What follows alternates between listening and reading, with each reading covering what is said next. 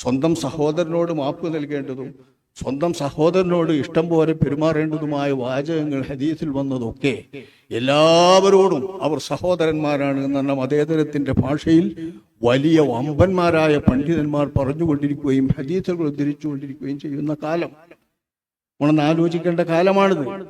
ഇത്തരം കാലത്ത് ആരാണ് സഹോദരൻ, ആരാണ് ഹദീസ് ഉദ്ധരിക്കപ്പെടുന്ന സഹോദരൻ, ആരാണ് സഹോദരന്മാരല്ലാത്തവർ, ആരാണ് റഹ്മത്ത് അർഹിക്കുന്നവർ, ആരാണ് ശിദ്ദത്ത് അർഹിക്കുന്നവർ?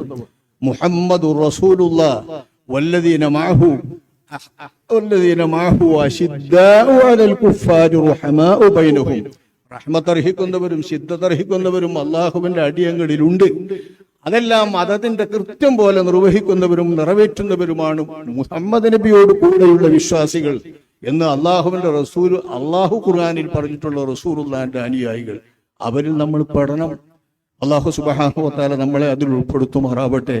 നബിന്റെ ഏറ്റവും മുന്തിയ സ്വഭാവം പറയുമ്പോഴും വിശുദ്ധ ഖുർആൻ ഉപയോഗിച്ച സ്വഭാവം എന്താ? വഇന്നക ലഅലാ ഖുലുഖിൻ അളീം, വഇന്നക ലഅലാ ഖുലുഖിൻ അളീം. അല്ലാഹു പറഞ്ഞു മഹത്തായ സ്വഭാവമാണ് റസൂലുള്ളാഹിന്റെ സ്വഭാവം. സാധാരണഗതിയിൽ സ്വഭാവത്തെ പറയുമ്പോൾ മാന്യമായ സ്വഭാവം എന്നാ പറയാ, കരീം അല്ലേ? അഹുൻ കരീം ഒബ്നു അഖിൻ കരീം ആലു ഹൈറ, ഹൈറേ അവിടുന്ന് ചെയ്യുള്ളൂ, കരീമാണല്ലോ. അങ്ങനെ കരീമായ സ്വഭാവം എന്ന് പറയേണ്ട സ്ഥാനത്ത് അള്ളാഹു അളീമായ സ്വഭാവം എന്ന് അള്ളാഹുവിന്റെ റസൂലിനെ കുറിച്ച് പറയാൻ കാരണം എന്തെന്ന് നമ്മളെ ഇമാമിയങ്ങൾ വളരെ വ്യക്തമായി വിവരിക്കുന്നുണ്ട്. മഹാനായ ഇബ്നു ഹജർ ഹൈതമി തങ്ങൾ അവർ വിവരിക്കുന്നുണ്ട് അലീം എന്ന് പറയാൻ കാരണം നബിയുടെ സ്വഭാവത്തിന് രണ്ട് മുഖമുണ്ട്. ഒന്ന് അള്ളാഹുവിന്റെ ഇന്തിഖാമിന്റെ മുഖം, മറ്റൊന്ന് അള്ളാഹുവിന്റെ ഇൻആമിന്റെ മുഖം.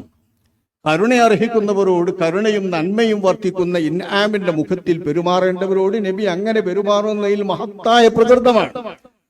അതോടൊപ്പം ശിക്ഷ അർഹിക്കുന്നവരോടും ക്രൂരത അർഹിക്കുന്നവരോടും ഗൗരവം അർഹിക്കുന്നവരോടും അതേവിധം പെരുമാറുന്നതിൽ അള്ളാഹുവിന്റെ റസൂൽ അശദ്ദിഹിം വലബാ, കഠിനമായിട്ടുള്ള ഒലവുള്ളതായിരുന്നു അള്ളാഹുവിന്റെ റസൂൽ. അള്ളാഹുവിന്റെ മഹാരിമുകൾ പിച്ചു ചീന്തപ്പെട്ടാൽ എന്ന് നബി സല്ലല്ലാഹു അലൈഹി വസല്ലം തങ്ങളെ കുറിച്ച് പറഞ്ഞ സ്വഭാവത്തിന്റെ ആ മുഖം വെളിപ്പെടുത്താൻ അലീം എന്ന് പറഞ്ഞതാണ്. അലീം എന്ന് പറയുമ്പോൾ അള്ളാഹുവിന്റെ ജലാലിന്റെയും ജമാലിന്റെയും സിഫത്തുകളെ എല്ലാം ഉൾക്കൊള്ളുന്ന മഹത്വം എന്ന വിശേഷണം ആ അള്ളാഹുവിന്റെ റസൂലിന്റെ സ്വഭാവത്തിന് ഇത് നൽകാൻ കാരണം ഇതാണെന്ന് ഇബ്നു ഹജർ തങ്ങൾ അവർ വിവരിക്കുന്നുണ്ട്. നമ്മളിത് മനസ്സിലാക്കേണ്ടത് റസൂലുള്ളാഹിക്ക് ഈ രണ്ട് മുഖത്തിലുള്ളതുമുണ്ട്. അതൊന്നും പരിഗണിക്കാതെ ആയത്തും ഹദീസും നോക്കിയിട്ട് ഇഷ്ടം പോലെ പറയണം. നമ്മൾ പറയുന്നൊരു വിഷയത്തെ പറ്റി ഖണ്ഡിക്കുമ്പം പോലും ജലാലൈനി വായിക്കുമ്പോൾ, ജലാലൈനിന്റെ അപ്പുറവും ഇപ്പുറത്തുള്ളത് വായിക്കുമ്പോൾ തങ്ങൾക്ക് എതിരാകുന്ന ഒന്ന് നടുവിൽ കാണുന്നത് കട്ട് ചെയ്ത് വായിക്കുക. വലിയ വലിയ മൂല്യന്മാര് ഇപ്പൊ ഇറങ്ങിയിട്ടുള്ള ക്ലിപ്പുകൾ നോക്കി, ഒരു നിമിഷപ്രിയന്റെ കാര്യത്തിന് നമ്മളൊരു സംസാരത്തിന് ബദലായിട്ട് കുറെ ഇറങ്ങിയല്ലോ, ആ ഇറങ്ങിയ ക്ലിപ്പുകൾ നോക്കി ജലാലൈനിന്റെ അപ്പുറമുള്ള ഭാഗത്തിട്ട് നടുഭാഗം ഒഴിവാക്കുക വായിക്കുമ്പോൾ. മറ്റ് കിതാബുകളിലെ അപ്പുറം ഒഴിവാക്കും, അതിന്റെ അപ്പുറത്തോ നോക്കിയാൽ ഇതിന്റെ അപ്പുറം കാണും. ആ ഭാഗങ്ങൾ ഒഴിവാക്കിയിട്ട് വായിക്കുക. ഇത് സൂത്രമാണല്ലോ, അറിഞ്ഞുകൊണ്ടാണല്ലോ, വായിക്കാൻ തിരിയുന്നവരാണല്ലോ ഇത് കട്ട് ചെയ്യുക. അല്ലാതെയാണ് വായിച്ചല്ലോ. സത്യം തന്നെ പറയണ സാധുക്കളാണ് വെച്ചാൽ അങ്ങനെ വായിക്കോളാം. അങ്ങനെ സാധുക്കളല്ല തോന്നും, നല്ല വാദുകൾ തന്നെയാണ്. ഈ വാദുകൾ അപ്പുറം കട്ട് ചെയ്തിട്ട് വായിക്കുകയാണ് ഇവിടെ.